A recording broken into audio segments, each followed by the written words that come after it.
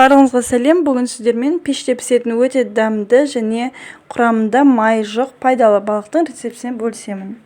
Менде балық сазан балығы және 600 граммдық балық. Оны 4 бөлікке екі жағынан осылай тіліп аламыз. Және тұздаймыз.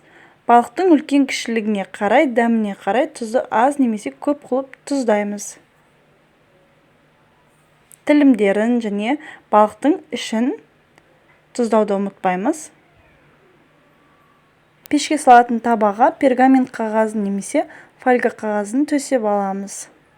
Балықты саламыз. Оның жанына мен кабачки алдым. Кабачкиді осылай жіңішкелеп 1 сантиметрлеп кесіп аламын. Менде тым үлкен болғандықтан жартысын осылай алдым. Оны жанына салып шығамыз. Және ішіне де толтырып саламыз. Балықтың іші ашық тұру керек, ішінің барлығы пісу үшін. Сол үшін кабачкиді саламыз ішіне. 4-5 тілім қызанақ салдым. Оны тұздап, дәміне қарай қара бұрыш себеміз. Және пергамент қағазын осылай міндетті түрде жабамыз. Бұл бізге балықтың терісі өте жұқа болғандықтан күйіп кетпесі үшін керек. Жақсылап жауып, орап, 200 градуста 20 минутқа пешке жібереміз.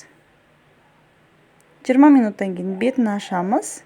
Беті кішкене қызару үшін ашып, тағы да 200 градуста 10 минутқа жібереміз. Мінекей барлығы 30 минутта осылай балығымыз, кабачкеміз пісіп шықты. Балық өте жұмсақ және өзінің шырынын бөліп шығарады.